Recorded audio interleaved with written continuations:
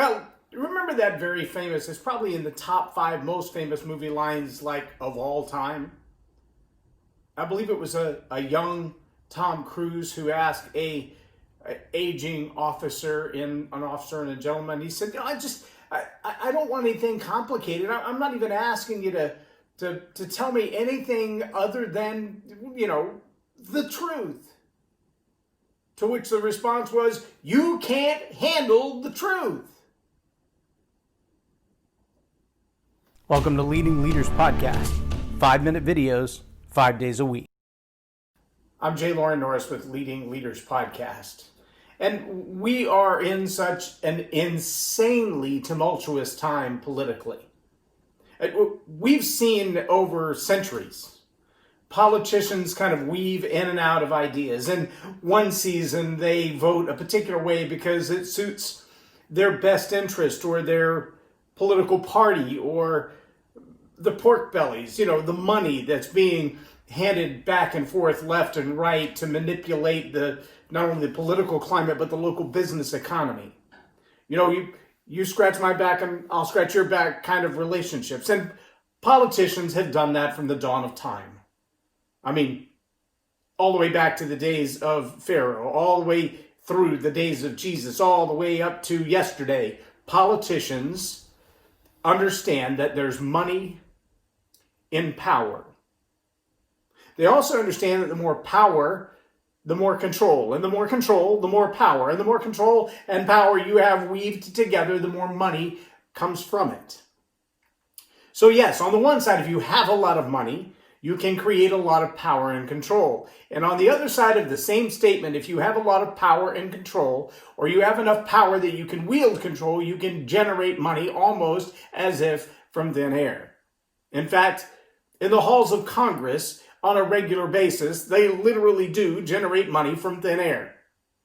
That's why the dollar value continues to drop. That's why gold's value continues to rise.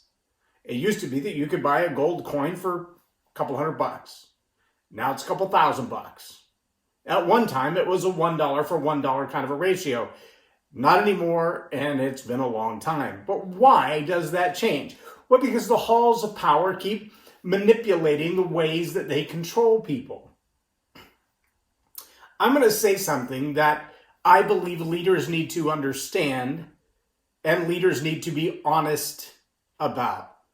Michael Shellenberger is a guy who has just written a book, and this isn't about promoting his book, it's about promoting a concept that he embodies that really probably gets under the skin of a lot of people. His book is called Apocalypse Never. But Michael is a guy who a while back was on the cover of Time magazine as one of the foremost environmentalists in the world. He was an environmental hero to millions of people because he helped them understand the environment and global climate change and the impact that it was going to have on the world. And a lot of people have figured out how to make money with that. There's a whole lot of fear-mongering that goes into global climate change. It was global warming, and then it was global cooling, and then it was global warming. Now it's just, we don't know if it's going to get colder or warmer. We just know it's changing. Well, duh, it's changing. Of course it's changing. It's been changing since the creation of the earth.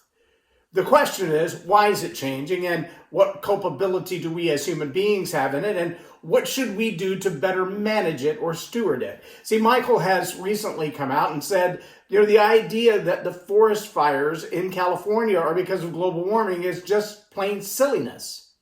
It's just bunk. However, if the politicians can figure out a way to print money out of thin air, whether it's to fight the fires or to create some other level of control, some other new regulation, some other new way to have power, then they can have more control, which means they can have more money. Have you heard of carbon offsets? Yeah, carbon offsets are a way of you paying the government to prove that you're a good citizen. It's like a dowry of sorts. It's almost like hostage money. We're going to keep you hostage. Now, we won't prove to you that we have your loved one, but we want you to keep paying us. Carbon offsets are supposed to be a form of global taxation that every country will have to pay based on their carbon emissions because of the damage it will do to the climate and climate change. And the wildfires obviously are a sign or a symbol of that. But if you look at California over the last 50 years, the ambient temperature, this typical temperature, has raised an average of 3 degrees. Okay, I did go to the Fire Academy in 1988. I did go through training, and for 5 or 6 years I served as a firefighter, and I had volunteered since then. And I can tell you, very few things catch fire with a 3 degrees temperature change. Now, there are some things that just the ambient temperature and the amount of oxygen we normally breathe is enough for them to catch fire, but there are very few fuels that are intentionally created that way. Trees are not one of them. Nope, they're not there. I shared the conversation between Michael and John Stossel on my Facebook timeline because it's important to listen to some of the things he says. Like, you know, there are reasons that all the way back to the first Europeans coming to the United States, or what we now call the United States, when they arrived on the continent, the Indians had set several acres on fire intentionally to control the burning of the wild lands. But that hasn't been done in hundreds of years. Forestry services are trained specifically how to manage what we would call a fire line or a fire break, where you actually create a gap between the trees by cutting them down. And then you go in and you burn the small timbers and the dead timbers so that fires don't jump from mountain to mountain to mountain, but you can control them in a certain amount of space. And Forestry Service has been trained to do that for years, but environmentalists, some of them have said that's a bad idea. Well, what about the ecology that's necessary? See, all of this really has to do with leadership in this way. And I hope this doesn't seem too far afield for you. Yes, it's an issue that has been made political. It's not a political issue. And that's where leadership comes in. We've got to understand that there are things that just require good common sense, good common practice. There are things that you've just got to do right, and they don't all have to be political. Political comes in when you decide you want to create power or you want to create control, and so you begin to manipulate facts, manipulate information, you begin to lie so that you can gain control over a group of people or over a process. Now, frankly, the idea of looking at something as ambiguous and uncontrollable and beyond the means of control of human beings as climate change and saying, we've got to get a handle on this, and creating literally trillions of dollars of industry and taxation and government control from the EPA all the way across the board to manage what is beyond the control of human beings was brilliance at its best. Talk about creating money out of thin air. The whole climate change has been a leadership challenge because, on the one hand, what kind of horrible human are you if you don't want to save the earth? And on the other hand, how much more money can we spend to save the earth? Well, who cares as long as we're gaining it? As long as we're getting paid the taxation, as long as we own the companies that are getting paid to create solar energy, $500 billion to create solar energy, to find out that the company filed bankruptcy, but none of the money was given back? Where did that go? Solarna, was that the name of that company? Anyway, I digress. Leadership is about doing good. It's about using the influence that you have to improve the quality of lives of others. It's about adding value. It's not about gaining control. It's not about manipulating people. It's not about creating money from thin air.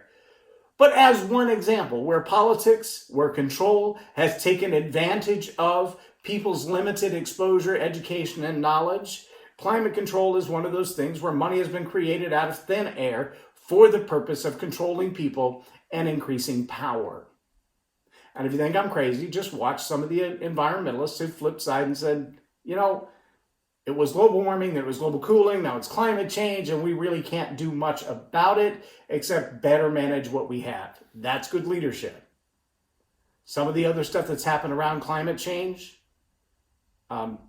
it's just a farce.